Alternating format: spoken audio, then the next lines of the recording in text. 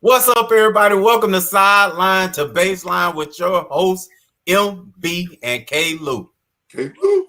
What's good, everybody? Orlando, Coach Early. Listen, GM Early. Hey, you know what I'm saying? He ain't never late. He early. Is in the building, y'all. Coach, what nickname they give you? What's your nickname? So growing up, a little long story, but I tell you, Duke is my nickname. Everybody in my family calls me Duke. Okay. There it is. What happened, my grandfather used to call me Doodlebug. And then he said that I was going to outgrow that name. Okay. So he said, let's just call him Duke. And it's it. Matter of fact, when I was in college and they would send my grades home, it would say Duke on the letter. Wow. Everybody's always called me Duke. Right. Wow. Duke. Okay. Can't look like that nickname. Yeah. That'll work with me. You a winner. Hey, I would have snatched it if I didn't feel like you was a winner, but you're a winner. Well, look, y'all. Hey, that name, likeness, and image done struck, baby. Everybody making the money. Miami around here throwing out dancer dollars. Oh, there you go. But hating on Miami, baby. Hey, hating on Miami. They're out here making it rain, all ones. Hey, man, that hate don't look good on you. That hate don't look good on you. Hey, they done fooled 2 or 3 kids already. Dude, Miami set it out right. We had a dude step up and say, look, if you're a scholarship player at Miami, hey, right, I got you covered. Look at it. Right. It down. Yeah, they take Go ahead and tell him what he was gonna cover him with, though. Don't stop there. He got him right. Don't stop there. Let's tell him how much. How much did he say? I forgot. $500 in ones. Now, there you go. The hate. He gave him some trick money. What, does he own a strip club or something? Thank you, Orlando. Guess what I said? Like what? What you say, Coach O?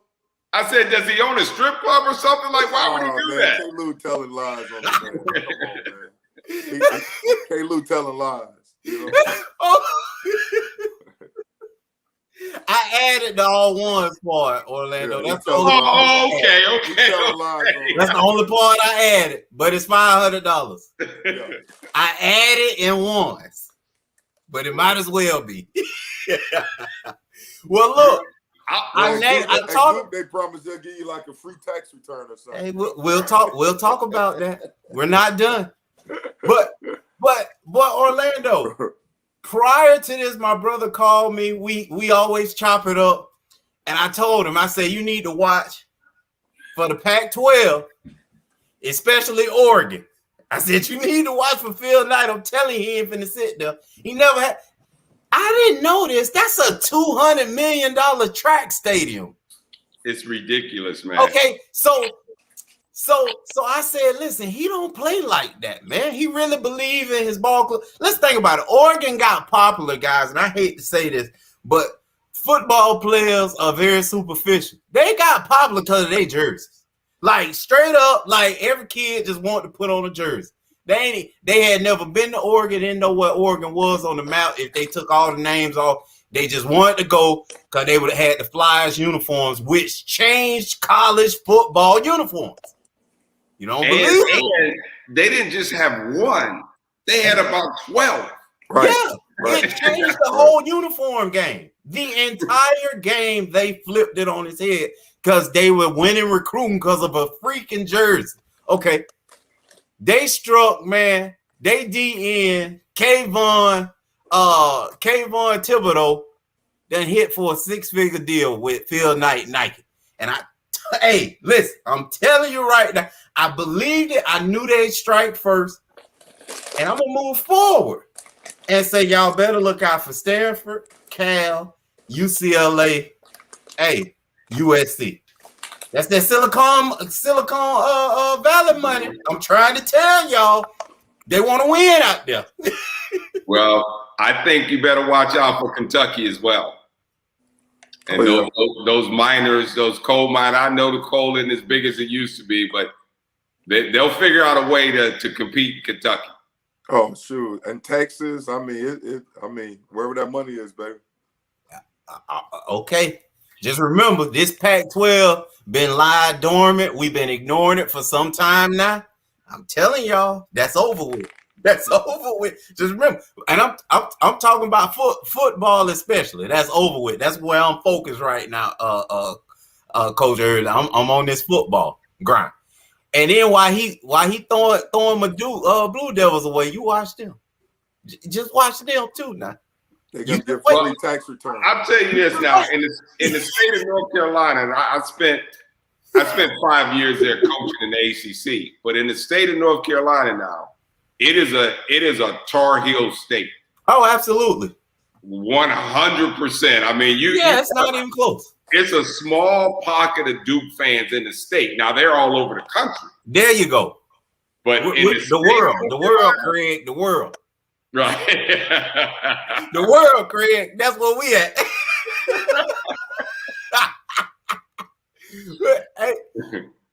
hey, so, and then there was one more other thing that came out this week. Again, and you touched on it a week ago when you talked to us about overtime. You see who they signed? The number 2 player in the country in 2023 is going to play Mr. Jalen Lewis, my cousin, my 4th cousin. I found that out on Ancestry. I'm playing again, y'all. Just kidding. But Jalen Lewis, he balling like that. He probably live my cousin somewhere. He need to do his blood, and then we'll see on Ancestry if he connect with me. Am I correct on this? But I think I got a text message on that said he's gonna make $1 million. I don't know what it said. I didn't see that, but wouldn't shock me. I didn't see the ESPN article I saw didn't tie money to it. Okay. Yeah, but I only saw one article. I was just super excited, and it goes back to the conversation. And MB was sharing. We were sharing right before the show. I was saying it goes back to. I really believe these kids, like this internet, this social media, right, is a bigger deal to them than the NBA. And I know y'all about to throw rocks at me right now, but I don't think y'all get them. I don't think you got these top kids like himself. If you look at their social media, they're attached to it. They're sending 20 messages to it a day, man. It's their job. Yeah, but go ahead. I don't think that they're more that is more important than the NBA. I think the money is more important. Like I will read this to you. I got the text. Right. Jalen Lewis, team Why Not, Bishop O'Dowd High School, top 5 in 2023, was promised $1 million to play in the Overleague League. Right. He's leaving all of this behind. Exactly. That's what the text just said. Right. But here's the thing. The money, baby. With him doing that and declaring already his name, image, likeness thing, he'll probably make more outside of their deal. If he's good. That's what his kids are. But he'll make more because of his social media following, because these companies are looking at who's attached to him. So I made this statement to MB before we came on. I said they are almost as big as an asset to the NBA, than the NBA is to them. Like, this is where we're turning. And I'm telling you guys, because there are guys out there that can't play, will never see no NBA and making money hooping. I tell you what else is done. It's made that and I won't say there's arrogance in the NBA in terms of the scouting. There's arrogance in the NBA in terms of their basketball knowledge. But in terms of the scouting, I wouldn't say as much arrogance, but it's going to change the way they do things, because now this kid is a top 5 player in the country. All right. Normally, that equates to an NBA player. So now you're going to have to start following this kid and research this kid and doing your homework on this kid And it's harder for those guys to get that information if they don't go to college because they don't know the AAU guys. They don't know the street guys. They don't know these guys that you got to talk to find out about the kid to get background on. Right. So it's going to change. It's going to change the way they do things. Well, Orlando, hey, I know you got something up your sleeve, baby. You better start hitting them high school gym. Hey, you supposed to be in Atlanta tonight. I don't know what you doing. Peace Jam going on right now. You supposed to be there right now. No, I think it's next week. Oh, okay. Well, they got a big tournament though, because all the guys I know. See, I'm attached to that now. All the guys I know, they there right now. They're not Orlando. They in some parts Atlanta. They got one some part of Georgia right now. They got one in Atlanta and one in Birmingham this weekend. Oh, okay. Because all of them out of town, and they're gonna be out of town for the next 3 weeks. I think next 2 or 3 weeks, and that's where everybody's, all the big time coaches. I think it's an open period now, so they can go out and see. So basketball is different. MB, no, ain't nobody getting no scholarship offers in high school if you're a D1 program kid. Like everything now, MB. If little Asher want to hoop, man, I might tell him we ain't even worried about high school. That's how insignificant high school basketball is right now. These 3 weeks right now, these boys gonna come back with awful mania. Oh, you talking about with I'm gonna tell you a story about that, K-Lou. So I'm working at the University of Alabama at the time, and I'm in my car, and an AAU coach calls me, and he has the kid next to him. Now, and our head coach is in the car with me. So he puts me on speakerphone and he's talking to me, and I don't know the kids in the car. Then he says, hey, I got such and such in the car with me. And, when he called, we're allowed to talk to him. So I say, hey, how you doing? This, that, the other. And then the AAU coach said this on the phone. He said, now, have your high school coach got you on the phone with any big-time coaches yet? And the kid said no. And so those guys, they push that now. Right. Yeah. They push that. And the high school coach, this dude's got a family. He's not doing this. Hey, he's coaching his team. He's teaching English. Waste of time, MB. Right. These boys come back to school with offers. Yeah. Right. Yeah. Like coaches have no idea. Orlando them ain't never heard, seen, know the name of their high school coach. And I know football was trying to go that same pattern with the 707, but it's picked up some steam. But the head coaches, the coaches in high school, still involved. Yeah. See, football is light years ahead of college basketball and the way they do things and how they handle it. I mean, they keep it. They do a good job with it. Yeah. Well, and that the only reason though, Orlando, is the pads. Honestly, if they could play with pads in the summer, football be over with too. That's a good point. That's a 707 would control it as well. Yeah, the 707. Trust me, we always try to identify what's the term? Who's the champion in the kid's life? Right. And who's the person? Basically, who the person going to help decision make maker? Decision. Yeah. And so you look at it, you think mom and pop, but those coaches also play a big part of it, especially the 707 coaches, because in the summertime, you're trying to get the kid to camp.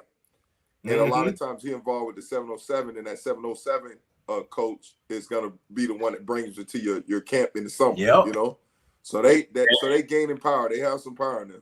And it's important with those guys because a high percentage of them can't make the call.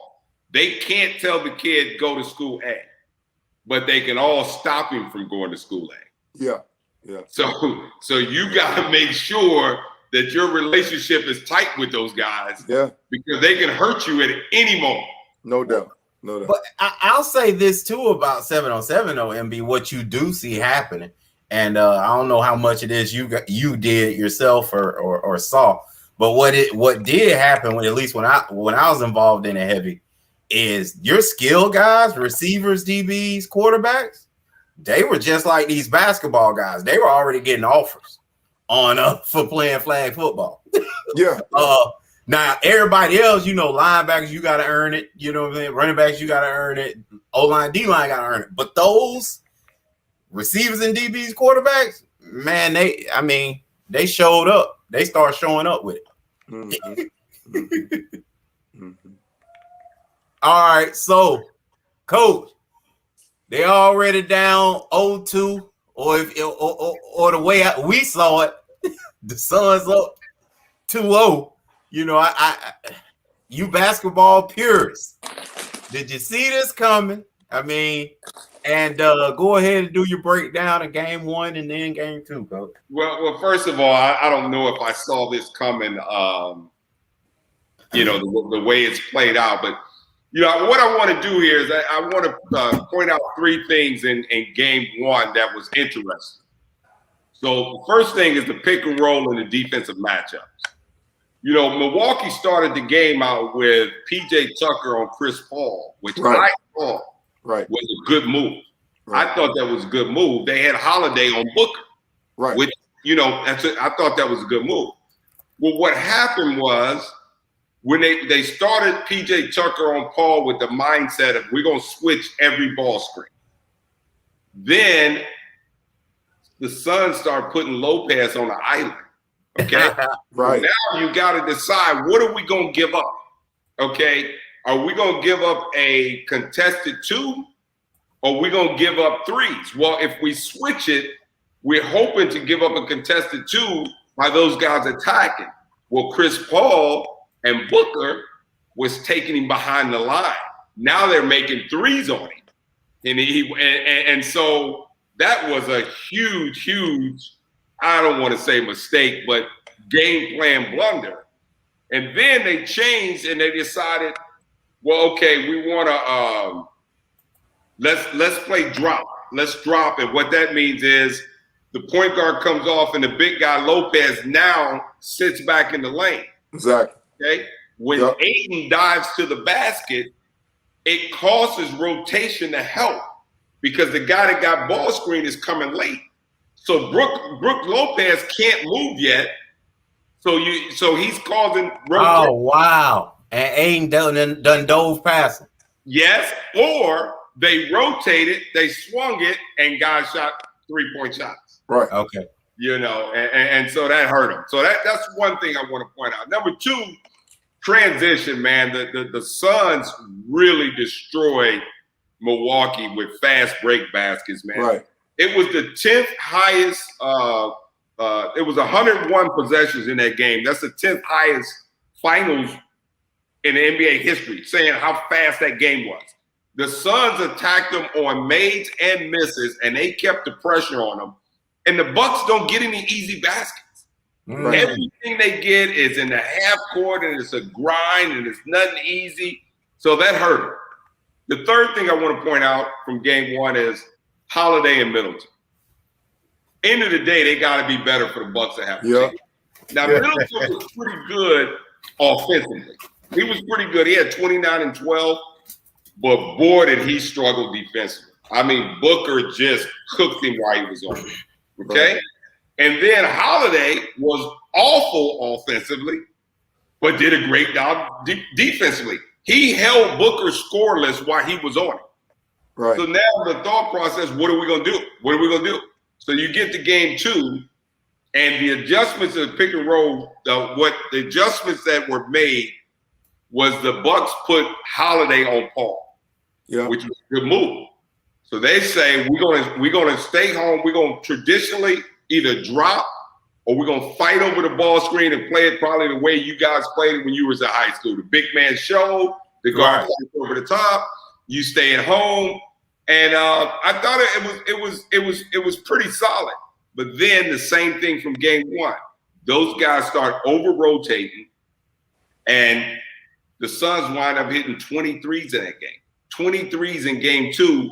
Now, they also did 50%. They also did this. It's okay to go into a game and say, hey, man, we got to guard the ball screen on several different ways. Okay, so they switched it, they dropped, they doubled it sometimes. They had all kinds of different ways they was guarding it. then late in the game, I shouldn't say late in the game, throughout the game, they had confusion where they wasn't communicating on how they guarding it. And I'm sitting back saying, Kiss, keep it simple, stupid. Right. I mean, just keep it simple for them. Right.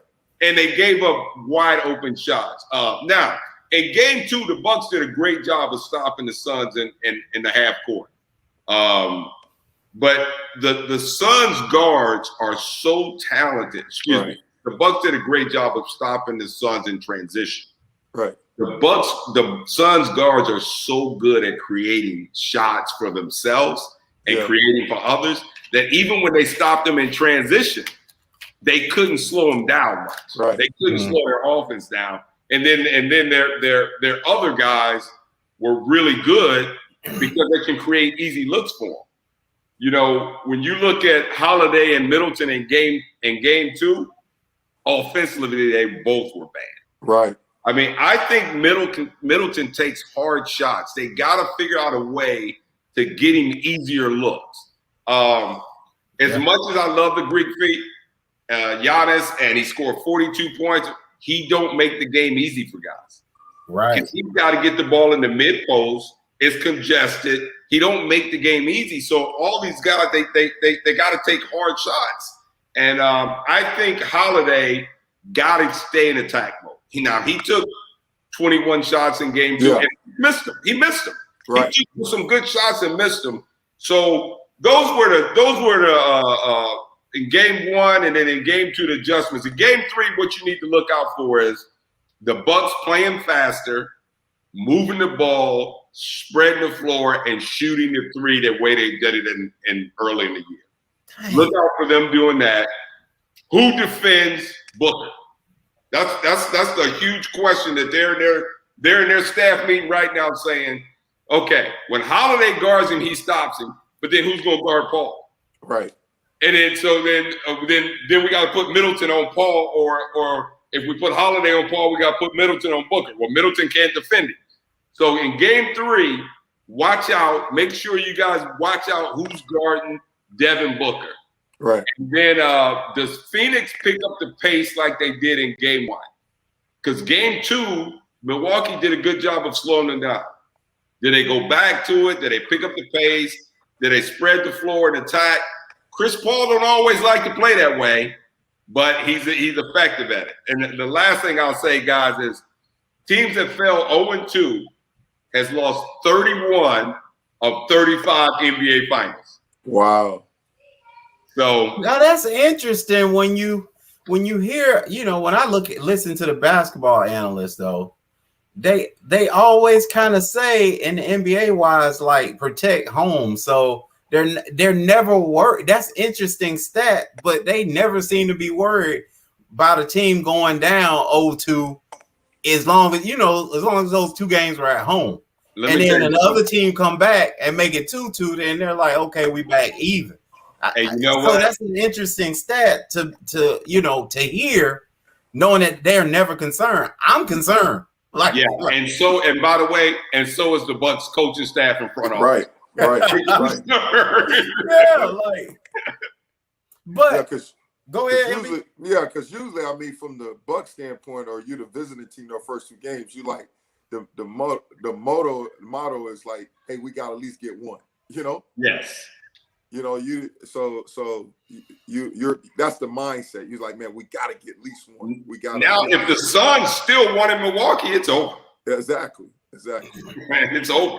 Exactly. And I'm watching this game, and I'm thinking to myself, I'm watching game 2 is when I thought about it. How bad would this have been if Giannis wouldn't have been able to play? No doubt. It would have been terrible. It would have been exactly what all of us would have thought. Yeah. But hey, I said, as I was watching, I said, K. Lou's mom wouldn't have watched this game. No, that's see what I'm saying? Hey, she still ain't watched. She ain't even asked me who playing for you. That's how insignificant it is. But go ahead. No, I was just thinking like what you said, but it's like when you talk about Giannis, he makes it hard for his supporting cast, right?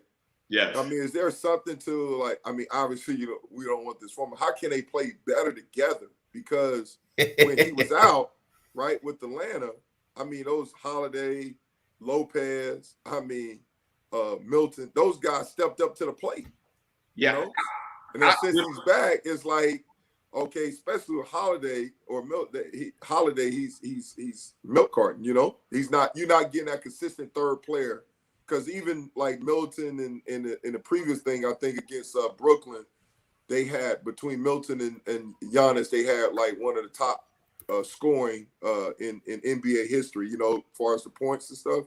But to get that consistent third guy, get Holiday going with those three, that's kind of been an issue. Yeah, they got to do that. But here's what was interesting for me, and basketball fans will jump all over me for this, but the Bucks are treating Giannis, and he is a superstar, but hear me out. They're treating Giannis like he is LeBron James type guy. They want the ball in his hands 75, 80% of the time. That's not who he is. He can't create for other people. So now when they're giving him the ball and putting him in isolation spots, and he's scoring, but the Suns are making it. He's making tough shots. He got to go to the line. They crowd the lane. Yep. He don't make the game easier where he's not skilled enough to drive it, draw the defense, kick out for three, make the game easy. He's not skilled enough to do that. So to answer your question, like what do they do there? Well, number one, you gotta eat your pride a little bit, and probably what they told him to get him to re-sign for the max. But you gotta say, hey man, we want to play you around the basket more.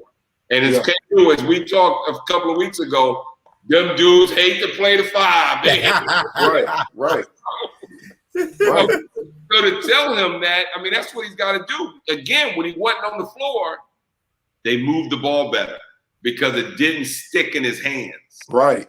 And that's what I wanted to ask you that. And then when you talk about moving to the five, I mean, to me, when it seemed like when they're in there, they doing pick and roll. Lopez, his guy coming to do the pick, you know, trying to get him involved. And then when they make the move, put Giannis at the five, then now they do like a double pick or something like that. They try to get a different dude than Giannis, you know, for isolation. And a couple of things with that with Giannis. So I don't know if you guys noticed, but they went 2-3 zone when they went small to keep Giannis out of those pick and roll situations because Chucky brought this up, Atkins, or you guys said he said it, like, if Giannis is involved in the pick and roll, they're going to go at it to get fouls on him, to force him to exert energy. Mm-hmm. They're going to make that guy, and so the Bucks don't want that. So that's why they kind of keep him out of that situation. And, I mean, guys, I don't know this, but I've got to think there's no way he's 100% healthy. Right. Well, is one of the moves is for the Bucks to go small ball, put him at the five and bring Teague in? Because you posed the question who's going to cover Booker, right? Or Paul, right? So put Holiday on Booker and then put start Teague and have him on Chris Paul and go more of a smaller lineup. Is that the best? You know, I think that is a good lineup, and I said that in game one that the Bucks may be better off going small, but you know, you play, I don't know what their record was. You play 82 games.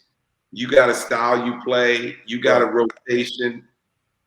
I mean, you know, Lopez, by the way, outside of being isolated in those pick and roll situations, which most big guys in the NBA will get cooked like he did because he got cooked. Right. He's been really good, though. Yes. Yeah, he's been really good. So now you don't play him? I mean, you know, it's a tough deal. I'll jump out there and say he's probably been the best big man to make this new NBA transition because he was a guy that shot one 3-point pointer or a couple a year, and now he putting them up the way he does and at a high clip. So, you know, I think he made this new transition better than I really say anybody. Big man wise, you talked about Drew Holiday, and I never like when people do this. You know, obviously he had a bad game one, he hit 10. Game two, though, that's who he is. 17-7 is who he is. Like, and I hate when people down you and want you to become this person you've never really been. So, well, 17-7 may be who he is, but what was his shooting percentage in game 2? It was 7 for 21. I don't know. He had 21 attempts. Yeah. So, but I think he shot 20-something%. Like, I'm not saying he's got to get 30, but he's got to be efficient. Right.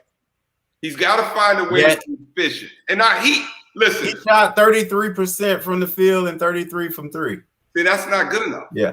He got to be 50, 49, 50 from the field and 40 from the 3. That's where he's got to be at. Now, I'm not saying you got to get 30, but he's got to be efficient. And if he's efficient, then he can help other guys become better players. Right. Because now they got to spend, they got to lock on him a little more. They got to pay more attention to him. But right now I tell you what he is doing, man. He blocked, he dunked, he came back and blocked Booker in transit. I mean, he's been unbelievable defensively. But Caleb, you're right. I mean, he's not a guy that's going to get you 35 a night. I mean, that's not who he is. Right. But I think what I'm hearing though, K-Lou, is that they just want him to be aggressive. So I mean, the fact that he was 7 for 21, that sound good though.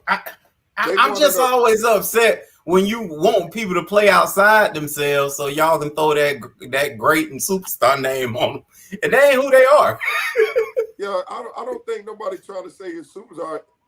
From what I keep hearing this whole time, I mean, this whole playoff is like they need to be more aggressive, take more shots, be more aggressive. You know, his teammates got on him from after the first game. Hey, man, you need to be more aggressive, take some shots, take more shots, do you know? Especially when Giannis was out, then you saw a glimpse of what he can do and what they want from him. So now that's why I was asking Coach, how do you continue that with Giannis back in, you know? Yeah, see, he don't need to do anything different again, guys. If you go back and watch the tape, he probably missed 5. Right. He that's 27 points he wound up with. Yeah. I mean, he took some good shots and he missed some very easy ones. He just got to stay where he's at and make a few of those. He got to make 3 or 4 of those. Right. And I like him when he put some pressure on there because I guess Chris Paul was on him one time. I mean, he had him post Chris Paul up. You know, take advantage of the matchup. You know, he's bigger than Chris Paul. So I think if he could do that, but you're right, he did miss some shot. I remember he had a breakaway layup, and then Chris was on him, but he ended up missing it. So he missed some shots in the paint. Yep. So Coach Early, you talked about earlier, you mentioned look out for game 3. You want us to look for them to spread the floor a bit more and get Giannis back in the paint. And then hopefully be able to shoot out of that off of the doubles, and probably that's what I'm anticipating you're saying will come out. Yes. Is that true? Yes. Okay. Yes. So, but again, I'm a football guy. So I'm looking at it and I'm looking at the tape, and where you seeing the greatness of the Suns, I'm agreeing, but I'm seeing MB, man, they more skilled than us. Like more skilled. You saying the Suns is more skilled than the Bucks, right? You are 100% right. Listen, in my notes, I wrote this, K-Lo. Right. I said it don't really matter how the Bucks are playing. As I'm watching game 1 and 2, how the Bucks are playing the pick and roll, it's as much Chris Paul and Devin Booker and what they're doing against the pick and roll than what the Suns are doing. Absolutely. I mean, what they're doing. So you're right. I mean, they may be just better. So then again, I'm a football guy. So I don't care that I'm looking at basketball. I'm still thinking in terms of football. So I say, man, that's like playing somebody MB like the greatest show on turf. Like they're just gonna do some things offensively that hey, you're right. It's just gonna be better than us, MB, right? Defensively. But what we do is we say, okay, y'all pretty, we ugly. We finna make it ugly. And we about to challenge y'all. We about to dirty this thing up. We about to Detroit Piston this thing. Cause we ain't gonna get ran out of here just not even trying. And we always 2 steps slower and two thoughts and three thoughts behind y'all. We gonna throw an elbow. We finna get a penalty here, there, and when you come through that lane, we gonna check your eye. We checking your eye. So for me, my mind ain't, hey, let's spread it out and try to play better basketball than them. We can't do that. But one thing we gonna do, everything come to this rim, we trying to hit you or the ball or both of y'all. Okay, don't matter. One guy on their team that'll punch you in the mouth. PJ Tucker. That's it. That's it. Every other guy on their team, you want to hear your daughter. Right. But so what you telling me is what we just saw Jeff say. Sons and folks. Yeah. What you just, because to me, the game I'm watching say, hey man, we gotta dirty this thing up. Right. Well, and that's not how they played all year. I mean, the Bucks defense has been pretty solid. Right. And again, their adjustment to take away their transition points in game 1 to 2 was pretty good. They were able to accomplish that. But then they just couldn't handle those two guards. But so they're a good defensive team, but they're not a grinded out, punch you in the mouth type team. They're just not. Right. And they don't have the personalities there. Like, you know, and this ain't a bad thing. And for kids that are listening to this is a good thing. But I'm just making it's not though. Every time somebody falls on the floor, Giannis is going to help him up. You know, man, like those guys are just good guys. Right. I'm losing my mind on the sideline. If I'm watching that, I'm like, what? Why are we here? We just go watch. They better than us already, so we got to take this thing somewhere else. Like, I'm that kind of coach, LB. I'm finna tell you, look, us trying to guard this ain't gonna work. We ain't gonna guard this like that. Get in him. Don't let him pick you. That's how I'm talking. When he pick you, run through it. Right. Hey, I don't know if you. Oh, you know what? Drew Holiday did that on one possession. And that's what you got to do every time. I guarantee they start easing off. Yes, he did get physical. But I don't know if you guys paid attention to this. And Monty Williams is doing one heck of a job. And I've always liked him, but I'm really respecting him more. But they had him mic'd and he was talking about Ayton. Ayton was dominant in game 1. Absolutely dominant. Okay. Right. From a basketball pure standpoint, his defense, his offense, what he did to change the complexity of the game. Game 2, he wasn't as good. Exactly. And Monty said to him, don't worry about your stats. Dominate this game with your force. Wow. Use your force. Right. You know what? And he was right. He was right. See, how Monty gonna be? Hey, how they gonna be more skilled and tougher than them? Like, that's what that just said to me. It'll be hell. Sons and four. Thank you, Jeff. Well, I thought the only thing the best chance. I mean, they, like you said, I agree with you as far as the mentality. I think to me that third quarter that Giannis had he was starting to be more aggressive, starting to be more physical. I was like, man, they need to do that. They need to be more physical, get some dudes in the paint, you know, just try to use their size, you know, because Ayton is really the only big guy. They got Crowder's trying to be tough, but they need to try to do something. They need to start going to the gut, do something, man. I agree with you. Yeah, so again, but when Giannis was doing that, which he's a great player. I'm not taking he's a great player. But it's not great. What he was doing he was taking it one-on-one and just driving it to the rim and being aggressive, going to line, and it didn't help anybody else. Right. Because the one guy they got, I mean, what the Suns had, what 5 guys in double figures, right? And then I think Bucks had maybe 3 or 4, but I mean the other dude got to step up as Middleton, man. He's got to step up. He's got to be a better player. And I think they need to help him get better shots. They got to figure out a way to help him get better looks. He's taking some tough contested shots. Exactly. I think Come fourth on. quarter, he had a couple like 3-pointers, but he had one 3-point because he was 1 for 3, and he just got to be aggressive. He got to get some shots. I think the past 2 seasons we've seen, the best of Chris Middleton, and I'm not saying that as in a negative way. I'm saying, shoot, you think of a guy how he came in the league, where he came in the league from. I think he's completely outdone all of his expectations. So it's not coming from there. But I think we've gotten out of him. He's getting out of himself all he can. He's definitely not an athletic kind of guy. He gets off, you know what I'm saying? He one of those guys that you could barely throw deal cards underneath him when he jumps. So, I think he's getting every ounce of his ability out of him. And that's his limit.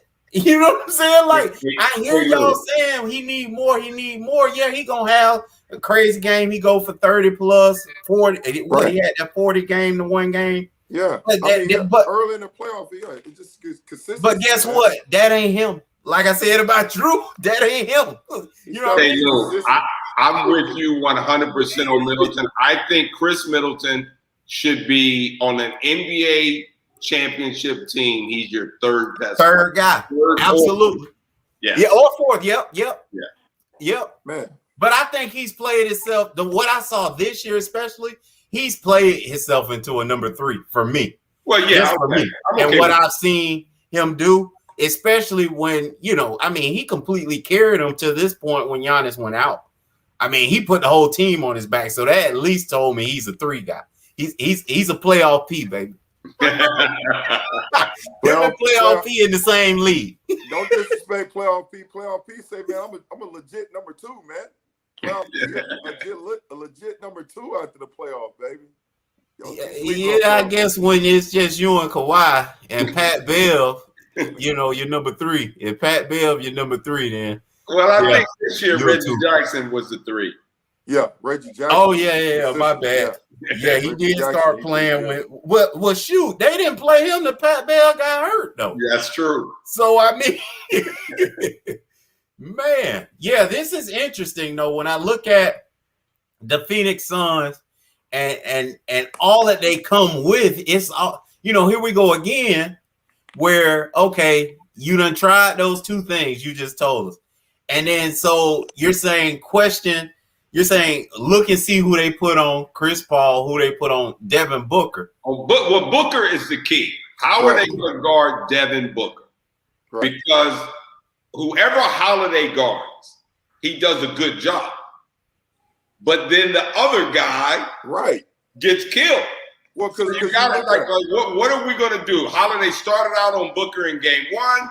Yeah. And Booker was, when you watch the possessions when Holiday was on him, Booker went scoreless. But Paul got going. Exactly. They switched him on to Chris Paul. Right. And put Middleton on Booker. Right. And it was July 4th barbecue time. Get your grill ready. Right. Barbecue chicken, baby. Right. Exactly.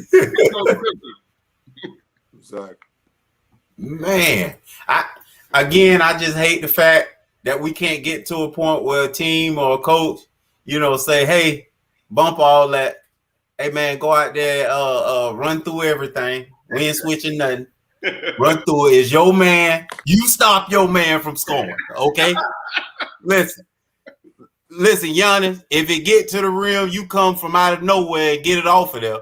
But, hey, don't be running up trying to save them immediately. It's a last resort thing. And then we get that thing. We gon' now this is the other thing. The other thing that I have that I believe I would do versus what you're saying. You're saying spread the flow, bump that, pound that thing. Like MB said earlier, you got Brook and you got Giannis. Slow the heck out of the game down. Cut out all their possessions, as many as you can, and make this thing like I wrote in my notes when you were talking. Make the game ugly, man. Okay, all the way around. So, Caleb, let me make sure you understand what I mean. When I said spread the floor and get going from the 3-point line, that's what the Bucks did all year. I don't mean spread the floor. That game no more. I don't mean to say spread the floor and play fast. Okay. I'm saying spread the floor, put Giannis around the basket, make him have to double him. Now the floor spread, you double him. That's a longer way to rotate. You make one pass, rotate, two passes, should be a shot. Right. That's what I mean by that. But what they're doing is they're isolating Giannis at about 15 to 12 feet out. Uh-huh. You don't have to double him there. Right. You don't have to double him there. If Giannis is gonna make 8 or 9, 12-foot, 7-foot shots, 10 and 20, 7-foot shots. Right. Let's live with it. Exactly. You have to double them there. So that's what I mean. But I agree with you. They need to, and that's why I said, does Phoenix pick up the pace like they did in game 1? Because the Bucks need to grind it out. They need to keep it at a high-scored game. Now it's a wheel of, okay, you guys want to do that? Can we get the game going fast? Because I'm sure Monty is watching film right now, and he's saying, hey, guys, I mean, we won game 2, but they took away our break. Like because in game 1, we had them, it was like they punched them in the mouth, and they would just attack. Now, in game 3, guys, let's don't let them take our break away. Let's stay aggressive. Let's attack. Let's make this game fast, more possessions. Because you're right, K-Lo. They're the more skilled. They're better offensive. They need more possessions. Right. Yeah, they look so much athletic, bro. Right. Yeah. One of the things we always talk about, on the football side, like if you got a great offense, we trying to run the heck out of that ball.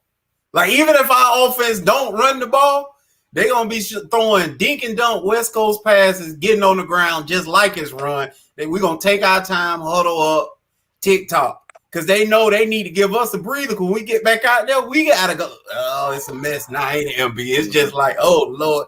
They all over the field. We tired. We patting our heads trying to get in and out the game. And it's a mess.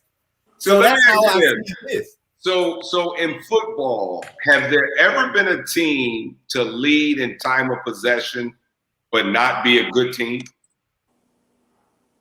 Is that possible? Yeah, MB, you can say, well, not be a good team, like no, lead the league in time of possession. Yeah, let's say they led the league in time of possession, so they kept the ball more than anybody. Are they a playoff team for sure? If we lead the league in time of possession, are we playing in the playoffs? Not necessarily. Like you can go to the playoffs, but you may be at the bottom. You know what I mean? Yeah. So how important is that stat? How important is that? So no, it's just because you're so good on offense. That's the only reason why we want to keep it. Orlando, usually when you see a team like that, right, that lead the lead in possession, usually it's a smash mouth team. Yeah, like Tennessee Titans. Tennessee right now, yeah. Like the old Seattle Seahawks, it's a run first mentality, and then they got it. Well, that's how the Cleveland Browns play. Run first. Correct. Well, and like the Baltimore Ravens, right? It's those type of teams. When you look at it that way, they usually got a great defense as well. So they're just gonna smash mouth. They committed to run the ball. It's a smash mouth mentality. Got it. Right. Let's look at that. But and what I'm saying though, Orlando, is when we do it and that's not who we are, we're doing it because you're so good at what you do. It's another defensive play. It's coming from the head coach because he's telling our OC, hey, we got to slow it down this week. They're too explosive. You see what I'm saying? On offense. So we got to help our defense with our offense. That's what mentality I'm coming at it with. Orlando, let me here's the time of possession leaders from last year, right? Green Bay was number 1. New Orleans Saints was number 2. Baltimore was number 3. Chargers 4. Rams was 5. San Francisco was 6. And the Dolphins was 7. So you look at the top 5, all those are playoff teams. Wow. Well, let me say this, K-Lo, I totally understand, and there's got to be some adjustments made. But think about a basketball season. And football's the same way, but think about an NBA basketball season. You start training camp, and you play 82 games, and you build a philosophy of who we are. Who are we? It's hard. It's hard. It's hard. I know where you going, bro. I mean, We don't do that. MB would tell you every game is a different game for us. Like, it's like, next, we don't even care what happened last week. It's like, look, this is what they do. This is what we got to just do. So what do you do in training camp, Dan? What's your philosophy? What's your defensive philosophy? Well, hold on. Like, let me say, like, you have your base. It all depends on the team, right? In the philosophy on the team. Because when I was at Seattle, defensive wise, we did what we did. We didn't have a lot of adjustments. We ran our defense, right? But when we was at the Giants, or you look at Belichick, every game is a new game plan. Absolutely. So what did he do in training camp? Everything. You throw the whole book. Your book, old school, looks like this. You know what I mean? It's huge. Yeah, and then he does that so that when you come to what MB is about to talk about, you can pull out that little section. That's it.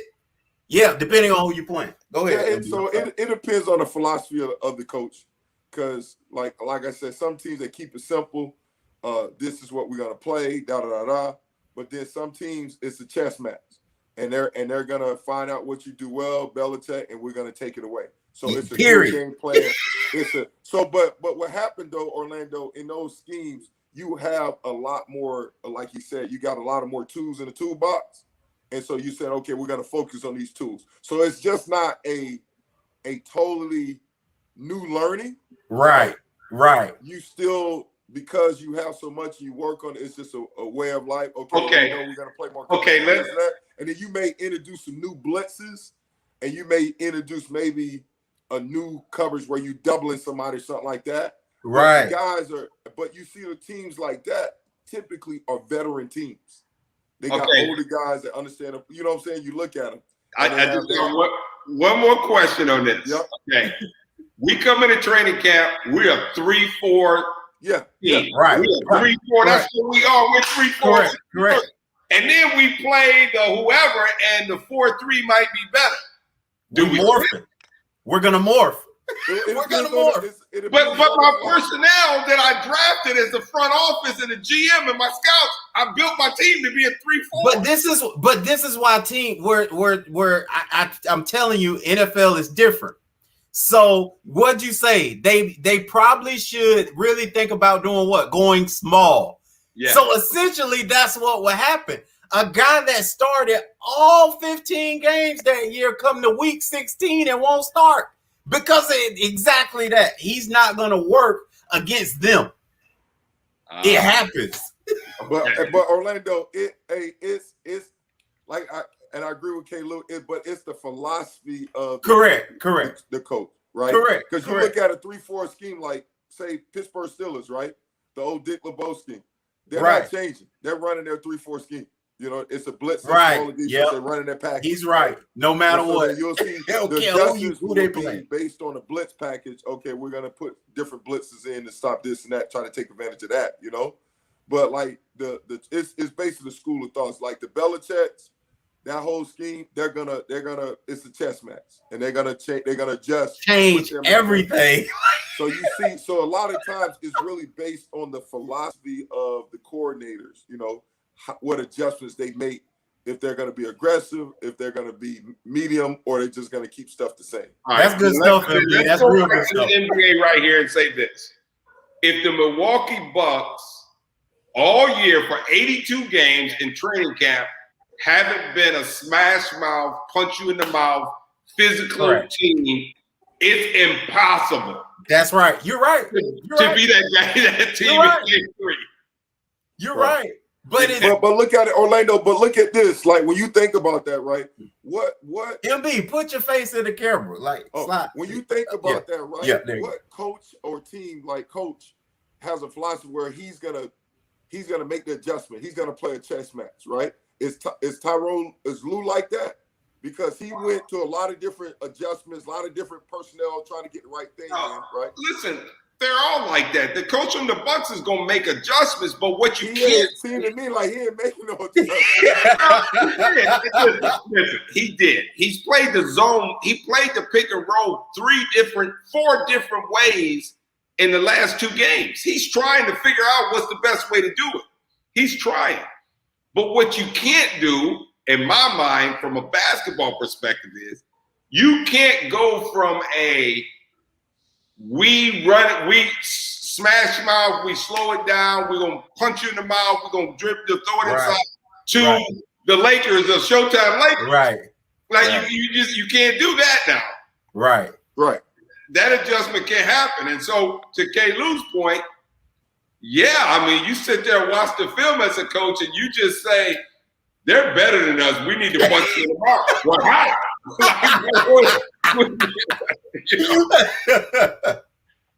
You know? So it'll be interesting. And that's why I was saying that it's important to look out in game 3 is, will Monty sit back and say, okay, guys, we got to play fast. We gotta wrench this thing up because those guys don't want that. Right. I mean, he may go small. They still do what they're doing because they're so athletic. You know, those guys can run, you know? And, I mean, not just the starters, but the backup. You get Cameron coming in. That's what I'm thinking about. He may start him. And when you say small with the Suns, it's such a unique deal because you can have Ayton in the game and still be considered small because he can do so much and he can defend so many people. Exactly. He can defend the 4. He can defend a 3. He can. So you could still go small, and you could have a lineup out there with Paul, Johnson, Crowder, and Booker with 8 and be considered small. And you know, so that you bottom line is what you guys say, Suns in 4. But I don't think it'll be 4. I think the Bucks will win game 3. Yeah, my man Westbrook saying the Bucks. That's how you talking. I'm listening to your analysis, and then when I get a comeback, you saying no, they can't do that. So okay, it's a wrap then. well, I mean, I think it's a wrap in the sense that the Suns will probably win the series. Well, let's see game 3 and see what happens. But I don't think it's a wrap that they're gonna sweep. Right. Yeah. Okay. Yeah, I mean, the guys, in order for that, Middleton and Holiday, they got to get more guys step up, man. He got to have more help, you know? They got to find a way to play together. They got to Middleton, Aaron, Holiday, and who else? You got anybody else? What? Middleton, Holiday. What? Who else you got? For what? To step up. You might need more than them. That's all I'm saying, MB. They got to get their big 3 at least to step up. I mean, the consistent scoring. He got to get some scoring, but I mean, yeah. Because the thing, I mean, what put it over the top this last game was for the Suns, they had Bridges step up. Bridges had like 27 points, so that makes it even worse when the Suns get a consistent third guy step up. It just opened up the floodgates. It makes the job easier for those guards, you know? I think what Orlando kept hitting at earlier when he kept saying that Giannis doesn't make it easier for anyone else. Yeah. His 42 doesn't enable Drew Holiday to now go for 30. Doesn't give Chris Middleton a chance to go for 40. So because of that, with Chris Paul cooking the way he does, and if Devin Booker just stays consistent, and of course Aiden has been consistent throughout the entire playoffs, they don't score enough points. Period. Like, I don't care how you so now, if you go back and look at the tape, Bridges, and I'm not taking nothing from him, it was a career high I think he had. I mean, he played great, but he got easy looks. Right. Because of those guys. No doubt. Right. That's what I'm saying. Like, because both the way, you know, and they finally gave Earl Watson some credit too in an article I read talking about Devin Booker, and Booker got off the bench when Earl Watson got the interim job, changed everything. And before then, he had been his player development guy. They were one-on-one, so they have a great relationship. and Devin Booker gives him a lot of credit for what he's doing. But what Earl Watson did was he made Devin play the point. So now this ain't just a score. Like he always has in his mind, I can always drop it off. Like I said that's earlier, what kills you. Because Paul and Booker creating for themselves and others, right? Nightmare. Right. Because Devin, to me, does it way differently than Chris Paul. Chris Paul does it more like a true point guard. Devin, I'm trying to kill you. Two of y'all. Okay, he open. It's more. It's the second thought to give it up, not the first. The first is I'm about to run. I'm about to murder y'all. And then okay, y'all send another one at me. Y'all send a third at me. He open too. That's how that's coming. But he learned that being able to run the point guard position when Earl Watson was there. No doubt. It's definitely expanded his game, man. You can see that. Yeah, so I'm sorry. He made a pass in one part of the game. He was driving to the basket and somebody came. He made a left-handed pass to the dude in the corner, man. It was like, I was like, yeah. I mean, that was to Bridges. Yeah.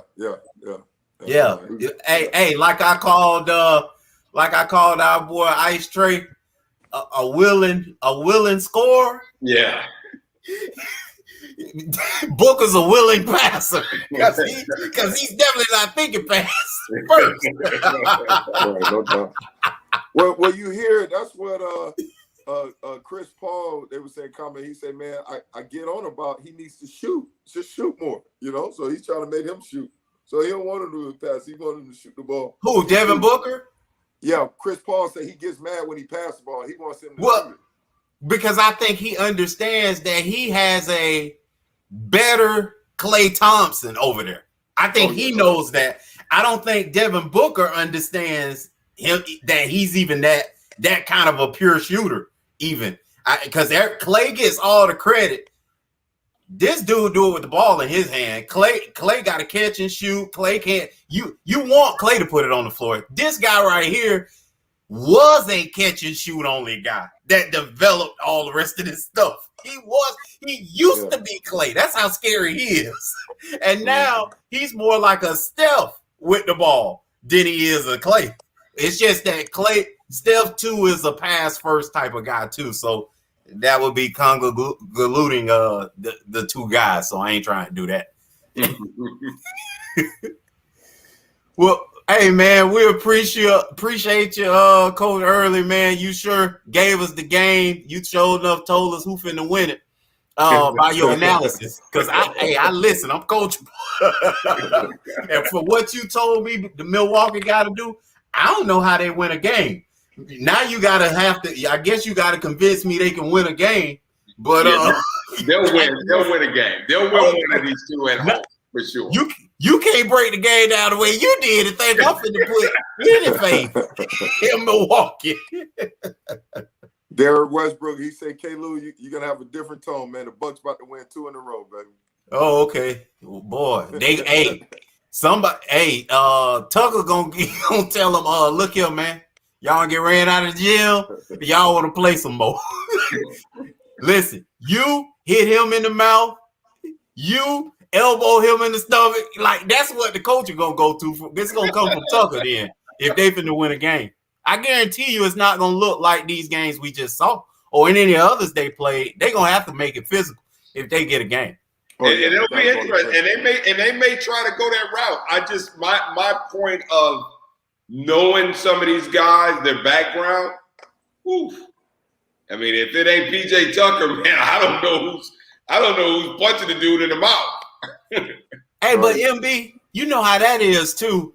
Like football wise, again, it's easy for one of us when we understand what's going on. We'll go out there and take a penalty just to set the tone, to try to hype your team up. You know what I'm saying? Like, yeah, okay, because they know, hey, get the game chippy. Shoot, they looking for me for the rest of the night, baby. That means you can't think about everything you trying to do, and I'm gonna be. Maybe they're putting Giannis' big brother in there. Have him yeah. They may slap him. He's trying to fight. He's trying to make it dirty, baby. Well, all right, fellas, man, enjoyed it. Well, appreciate you coming through. We'll holler at you next time. All right, man. All right. Well, LB, man, that was good stuff. Breaking the game down the way he did. I really enjoyed that. Yeah, man, that was real good, man. Other than you taking a shot about those Hurricanes, baby. Hey, man. Trying to say the man owned a strip club. Come on, man. The man. I didn't say that. He did. I said no. I didn't say that. What? He said that. I said he gave him $500 in ones, and that's what Orlando say. What? He owned a strip club? I mean, that's what anybody. If you throwing shots like that, trying to plot a man gave him $500 in ones. What I was actually saying, he was paying them that so they could go to the strip club. I know. That's what I was alluding to. Throwing the shots, man. Come on, man.